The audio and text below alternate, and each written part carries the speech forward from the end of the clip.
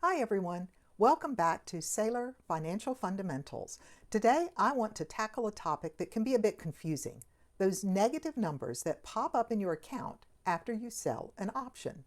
If you are new to options trading, you might be wondering, does a negative number mean I'm losing money?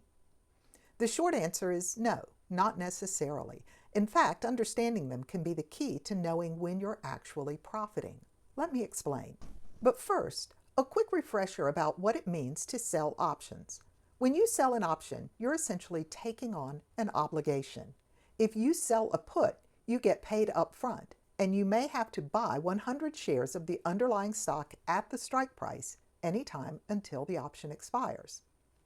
If you sell a call, again, you get paid up front, but now you may have to sell 100 shares of the underlying stock at the strike price. In other words, as the seller of the option, you get paid a premium when the contract is opened in return for taking on the obligation to buy or sell shares at a price you have chosen. If any of that is confusing for you, you would benefit from an overview about the basics of buying and selling puts and calls. If so, I have links to lots of resources for you to check out in the video description. Now, let's get back to those negative numbers you see in your account. There are typically two negative numbers to be aware of: contract quantity and position value. First up, the number of contracts you sell are represented as the contract quantity. For example, if you sell one put, your account will show -1 under the quantity of contracts. The negative sign simply shows that you are on the selling side of the contract.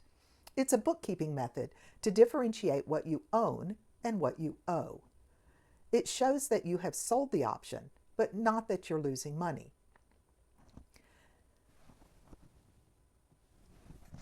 Next, let's talk about negative position value.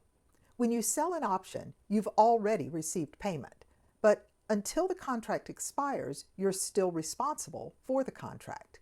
If you decide you want out before expiration, you would need to buy to close the option. The position value reflects the current market price of the option. This value is shown as a negative number in your account because it represents the amount you would need to pay to close the contract. If the option's value increases after you've sold it, buying it back becomes more expensive, making that negative number larger. On the other hand, if the option's value decreases, the negative number shrinks, meaning it would cost you less to close the position. If it gets close to zero, you might even let the contract expire worthless. In both cases, whether you let the option expire worthless or buy it back for less than you received when selling it, you are locking in a profit. Depending on your original goal for the trade, you may be pleased or disappointed with this outcome, but that's another lesson. Understanding these negative numbers is crucial for managing your trades effectively, but remember, they don't work in isolation. Remember, these negative numbers are just one part of the bigger picture. Your overall profit or loss depends on how the option's value changes in relation to the underlying stock or ETF. So it's important to consider everything together. Sometimes losses in one part of the system are offset by gains in the other. Looking at the whole system, underlying shares, options, your trading history, and your break-even point allows you to make informed decisions about whether to do nothing, roll, or close your trade.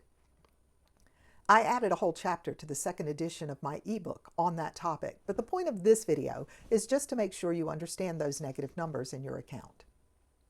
To wrap things up, negative contract quantities indicate the number of options you have sold. The strike price reminds you of the obligations that come with the contract. And negative position values show the current cost to close your position and can help you monitor potential profits or losses and make trade management decisions. Have any questions or topics you'd like me to cover? Drop them in the comments below. Stay on top of your obligations and, as always, guard your treasure by making sure you have collateral in your account to secure or cover your trades. Thanks for watching. If you found this video helpful, give it a thumbs up, subscribe for more options insights, and Sign up for notifications so you never miss an update. Happy trading and see you next time.